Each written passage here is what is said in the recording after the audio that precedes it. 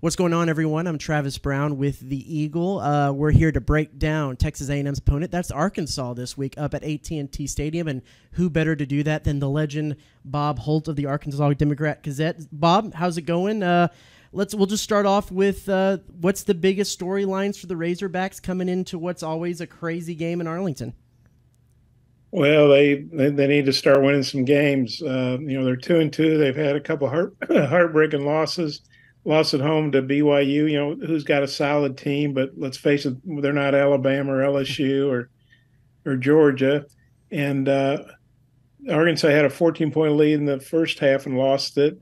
Had a 10-point lead in the third quarter with about 7 minutes left in the third quarter and couldn't hold and got beat 38-31. So one score loss. Then they go to they're big underdogs at LSU, I think about 17.5 points. They get on there and really play their guts out. Led 13-3 in the first half, fell behind. They held LSU down for most of the first half, and then, Jaden Daniels and those receivers, Malik Neighbors, and got going, and they were up on Arkansas, and KJ Jefferson just kept answering back, and Arkansas tied it up 24-all, 31-all. It was kind of like a couple of heavyweights going at it between KJ Jefferson and Jaden Daniels, and at the end, LSU was able to put a nice drive together and run down to 5 seconds, kick a chip shot field goal to win it. So another real tough loss for Arkansas. And and then as you point out, they've had a lot of tough losses day and M and lost some games that you kind of scratch your head and go, how did they not win that game? But the Aggies have found a way to win the game all but once. Arkansas beat them in 2021, I guess it was. But otherwise, I think Arkansas has lost 7 of 8 or 8 of 9, 9 of 10. It's whatever of whatever. It's bad. Mm-hmm. And so Arkansas, I know A&M needs it too, and Jimbo Fisher really needs it.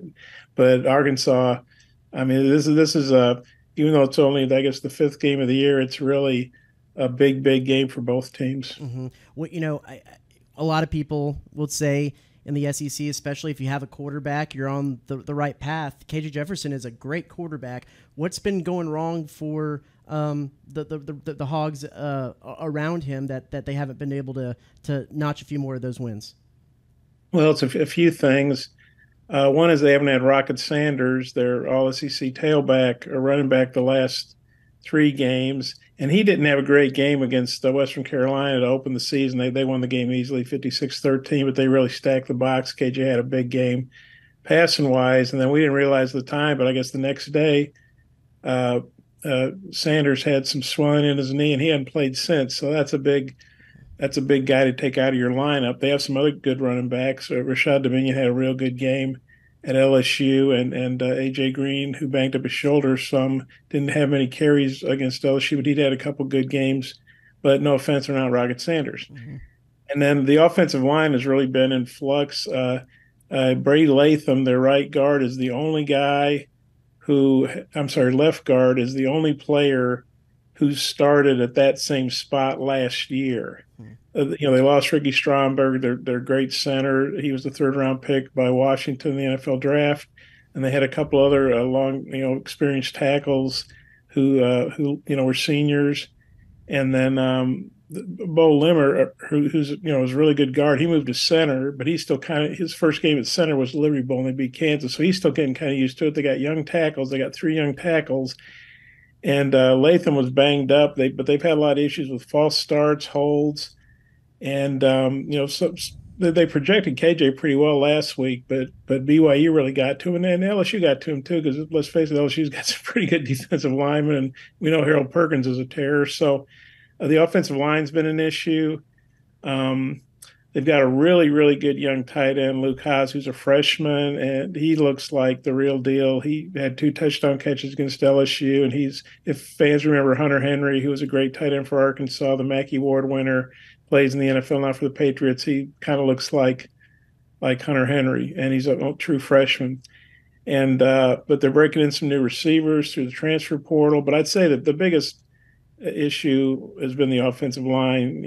They just got to get it together and maybe get some more experience for those guys. I'm sure playing Death Valley, that gave them a good learning experience, even if it didn't work out. They did score 31 points on LSU, so I think they had taken that going into the game. But overall, that's been an issue. Is the offensive line has probably been the biggest thing on offense. What can you make of the defensive secondary? A&M has really shown themselves, even with Max Johnson in at quarterback, that they can whip the ball around under former Arkansas head coach Bobby Petrino and his offense. What do you make of the secondary, and how do you like that matchup between A&M's passing offense and the defensive secondary? Well, yeah, we all know, or if you pay attention to college football, Arkansas's pass defense last year was awful. I think it was 129th or 130th. I think they were one or two spots out of the bottom. They really, really struggled. And they've had a big overhaul there. Now, they do have Dwight Nudi's nickname McLaughlin back, and he was one of the guys that was not a problem last year. He was all SEC, had 4 picks. This year he's got 2 picks, had one at LSU, forced a fumble against BYU. He's a real ball hawk, and he's a top flight cornerback. Anybody'd love to have him. He's a transfer from LSU in his second year. They brought in Jaheim Singletary, who's a young guy from Georgia. Freshman, he had trouble getting on the field at Georgia. Imagine that. He's a really talented player, but he's still learning. He's young. He didn't play much last year. They've got a couple of transfers from Baylor. Snacks, that's a Snaxx Johnson. He can play nickel, he can play safety. Al Walcott, who's from Baylor, he's an older guy. He's a good safety. Hudson Clark, who's been at Arkansas a long time. His dad works for the Cowboys. He came as a walk-on and earned a scholarship after he picked off Matt Corral 3 times in the same game. And so they've got some older guys back there, but they're still kind of trying to get it together. And really, we all know a lot of what the secondary does depends on what kind of pressure that Arkansas can get up front. And their new defensive coordinator Travis Williams is known for blitzing, but you can't just bring the house every play. And so Arkansas needs to be able to get some heat on Max Johnson or Connor Wegman, whoever the starting quarterback is. And it'd help a lot if they could do it with 4 guys or 5 or something. But the secondary is better. And answer your original question, the secondary is better, but they still have some issues, and I know A&M's got really good receivers, and so that'll be a matchup to watch because Arkansas has been vulnerable. They really struggled against LSU in the second half, but a lot of teams are going to struggle against LSU's receivers and Jaden Daniels. After having the tight end Sprinkle a couple years ago and then Bumper Pool for about 18 years, I'm convinced that Snacks transfer was just simply to have one of those all-name, all-SEC players back on the team that Arkansas seems to always have. You got to have a crazy name on the Arkansas team every year. What is the not only for this game but with how the season starts? What's kind of the pressure feeling like, the pressure index on Sam Pittman right now and the program? Well, I mean, the fans aren't happy, and there's Sam. We saw like it was Friday or Saturday. Unless something weird had happened, we saw he'd shut down his Twitter account or X or whatever the heck it's called these days. I still call it Twitter, right? Mm-hmm. Sue me or whatever. But and Tom Murphy, who works for us, he's the main beat guy for the Democrat Gazette. He asked Sam about that Monday, and Sam was very forthcoming about, he knew he was getting bashed on there. And he said, basically, I'm paraphrasing here, but people were making fun of his appearance and stuff. And he said, "Hey, if you want to question my coaching or call me out on that, but to make fun of person's appearance." He talked about they were getting on the players. Now he had to raise the morale of the players, and so he just thought it was a good idea to just kind of shut that down. And so yeah, I mean there's some heat on Sam, but I think any logical thinking person has to understand he took over a program that the 3 previous years was 1-23 in the SEC. In his first year, he got took over in COVID, which I think that was tough for everybody, right? But especially a new coach and a first-time head coach. And then on top of that, it's a 10-game SEC schedule. And when they had that big thing on the SEC Network revealing who they added, mm-hmm. Arkansas, they added Georgia and Florida, both, mm-hmm. Not one, both. So I remember looking at that schedule and thinking, Arkansas could be a better team. I don't know if they can win a game. I don't think they were favored in any of those games. And they went 3-7, and really they should have beaten Auburn. They got screwed on a call at the very end. I mean, the SEC admitted they messed that up, and so really they were 4-6 against an all-SEC schedule, and so that was really, that was an incredible job in my book by Jeff Sam and his coaching staff and the players. And the next year they really had a great year, went 9-4. Everything kind of fell right for them, and then last year they lost 4 games by a combined 9 points. Just didn't go their way. KJ missed a couple games. He was banged up in some others. and but they managed to beat Kansas, which I know a lot of people think Kansas in football, but actually Kansas had a pretty good team last year, and they got a pretty good team this year. And Arkansas had a bunch of guys missing because of opt-outs for whatever reason, NFL or transfer portal, and they found a way to win that game. And so that was a close win. But yeah, there's some heat on Sam. I mean, just like there would be on any. There's probably some South Carolina fans as good as South Carolina did last year. Beating Clemson, beating Tennessee. Wow, they're 1-3, right? Hmm. I think, or maybe it's 2-2. But I mean, people are upset because they lost to North Carolina and then they couldn't hold the lead against Georgia. So, welcome to the SEC. There are probably some Auburn fans that are mad at Hugh Freeze because they threw for 56 yards. So yes, Sam's feeling some heat, but I think any logical thinking person has to understand that overall he's done a pretty solid job. But they obviously want to start seeing some wins. Sure. It seems like the question we have to ask every year, even though I know that there's only 2 more years left on this contract.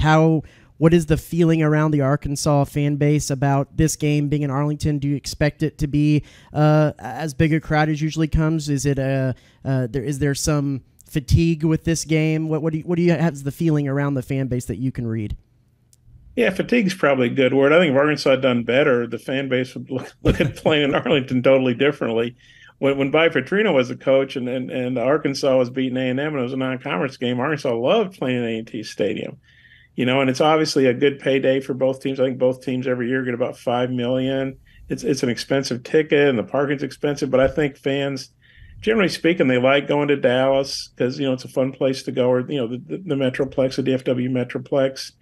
And we know there's a lot of good restaurants and fun stuff to do, and it's a cool stadium. It's Jerry World, and they played Super Bowls there and all that. I think for the high school kids in Texas, some of them have played in state playoff games there. But it's safe to say that when this contract ends next year in 2024, this game is going back to the campuses. I think there's probably feeling amongst Arkansas fans and maybe the administration that if some of these recent games were in Fayetteville, maybe Arkansas wins those. Those tight games that keep going against them. Maybe they win those games in Fayetteville. They're not winning them. Probably not winning those in College Station. They're certainly not winning them in Arlington. But I think it's been a fun thing and a good run. But I think Arkansas fans and probably A&M fans too, they're ready to get it back on campus because when it's a road game, it's great.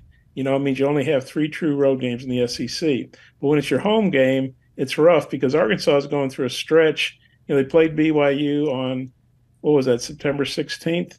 Mm-hmm. Their next home game in Fayetteville is October 21st against Mississippi State.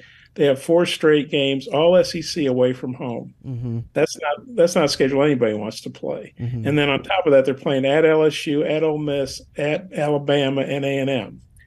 So it's kind of like, what do they do to piss off the SEC office, to give them? But if it's their home game. So if it was normal, they'd at least have this game in Fayetteville. They don't have any games in Fayetteville and to start off their first 4 conference games. I looked it up at A&M since 1925, Mm-hmm. where they played their first 4 conference games away from home. And this is kind of a weird deal.